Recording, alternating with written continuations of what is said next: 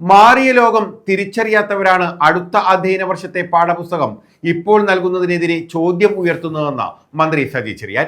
Neendakara Puthenthura government Araya സേവ higher secondary സ്കൂളിൽ fisheries വകുപ്പ് നിർമ്മിച്ച കെട്ടിടത്തിന്റെ ഉദ്ഘാടനം നിർവഹിക്കുകയായിരുന്നു മന്ത്രി. 2.31 കോടി രൂപ വിനിയോഗിച്ചാണ് കെട്ടിടം നിർമ്മിച്ചത്. അധ്യയനം ആരംഭിച്ചു കഴിഞ്ഞ പുസ്തകങ്ങളുടെ ഫോട്ടോസ്റ്റാറ്റ് നൽകിയപ്പോൾ ഒരു പ്രശ്നവുമില്ലായിരുന്നു. കേരളത്തിലെ ഏറ്റവും വലിയ നിക്ഷേപം കുട്ടികളുടെ വിദ്യാഭ്യാസത്തിനാണ്. കഴിഞ്ഞ 10 വർഷവും മത്സ്യത്തൊഴിലാളികളുടെ മക്കളെ ഏതറ്റം വരെയും പഠിപ്പിക്കാൻ തയ്യാറായ സർക്കാരാണ് ഇപ്പോഴുള്ളത്. മത്സ്യത്തൊഴിലാളികളുടെ മക്കളെ വിദേശത്ത് വിട്ടുപഠിപ്പിക്കുന്ന ഏക സംസ്ഥാനമാണ് കേരളമെന്നും നീണ്ടകര പുത്തൻതുറ ഗവൺമെന്റ് അരയ സേവ ഹയർ സെക്കൻഡറി സ്കൂളിലെ കെട്ടിടം ഉദ്ഘാടനം ചെയ്തുകൊണ്ട് മന്ത്രി സജി ചെറിയാൻ പറഞ്ഞു.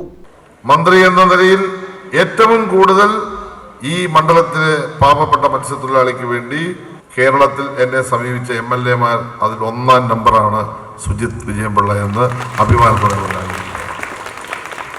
അതുകൊണ്ടാണ് എനിക്ക് കെട്ടിടം കിട്ടിയത്. MLA വീട്ടിൽ നിന്ന് ഉറങ്ങിയാലും ഈ കെട്ടിടം വരുത്തില്ല.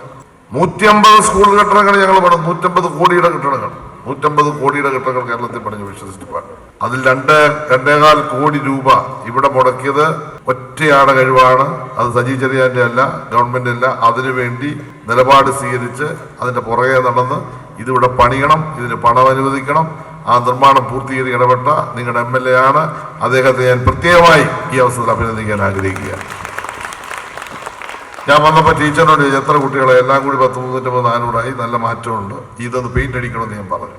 ഇത് പെയിന്റ് അടിക്കണം, നല്ല വൃത്തിയുള്ള സ്കൂളാണ്, PTA സജീവമാകണം. നമ്മുടെ PTA എന്ന് പറഞ്ഞാൽ എന്താ, നമ്മുടെ പൊതുവിദ്യാഭ്യാസം വലിയ തരത്തിൽ മാറിയിരിക്കുക. ഇപ്പൊ പാഠപുസ്തകം കൊടുക്കുന്നതാണ് പ്രശ്നം. കൊടുക്കാതെ നിന്ന് ഫോട്ടോസ്റ്റാറ്റ് കൊടുത്തപ്പോൾ ഒരു പ്രശ്നമില്ലായിരുന്നു. ഇപ്പൊ നമ്മുടെ കുഞ്ഞുങ്ങളുടെ കയ്യിൽ 3 മാസം മുമ്പ് പാഠപുസ്തകം കിട്ടുക. നമ്മുടെ ശിവൻകുട്ടി എന്ന് പറയുന്ന മന്ത്രി, നിങ്ങളുടെ അപ്പൂപ്പൻ, എത്ര സമർത്ഥനായ മന്ത്രി എന്നറിയാവോ? അദ്ദേഹം മന്ത്രിയാകുന്നതിന് മുമ്പ്, ഗവൺമെന്റുകളൊക്കെ വരുന്നതിനൊക്കെ മുമ്പ് ഇവിടെ പാഠപുസ്തകം ഉണ്ടായിരുന്നു, പക്ഷെ കിട്ടത്തില്ലായിരുന്നു. അപ്പൊ നിങ്ങളുടെ അധ്യാപകരെല്ലാം കൂടെ ഫോട്ടോസ്റ്റാറ്റ് എടുത്ത് നിങ്ങളെ കൊണ്ടുതരും. ക്ലാസ്സൊക്കെ തുടങ്ങി 2-3 മാസം കഴിയുമ്പോൾ. ഇപ്പൊ 3 മാസം മുമ്പ് പാഠപുസ്തകം തന്നു.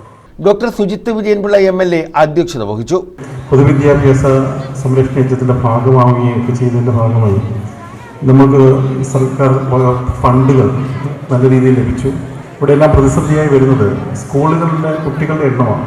നമ്മൾ 2021 അന്ന് സ്കൂളിൻ്റെ പ്രപ്പോസലായിട്ട് പോകുമ്പം ഇവിടെ 300-ൽ താഴെ കുട്ടികളേ ഉള്ളൂ. ഹയർ സെക്കൻഡറി വരെയുള്ള സ്കൂളാണ്, പക്ഷേ അത്രയും കുട്ടികളേ ഉള്ളൂ.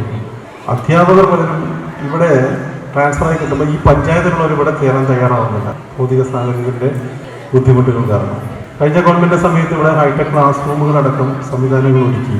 പക്ഷേ ഞാൻ MLA ആയതിനു ശേഷം ഒരു മാസത്തിനുള്ളിൽ ഇവിടുത്തെ അന്നത്തെ PTയും അധ്യാപകരും എല്ലാം വിളിച്ചു വരുത്തി ഇവിടുത്തെ അസൗകര്യങ്ങളെല്ലാം കാണിക്കുകയും അതിന് പരിഹാരമുണ്ടാകണമെന്ന് നിർദ്ദേശിക്കുകയും ചെയ്തു.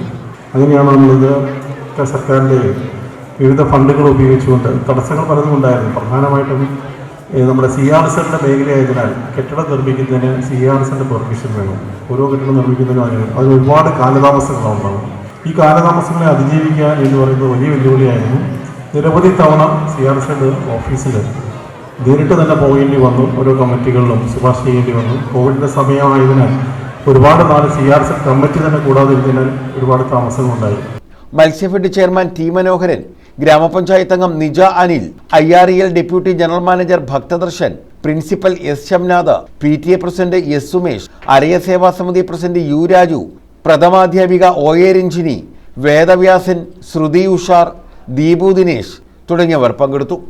News bureau, Chavara.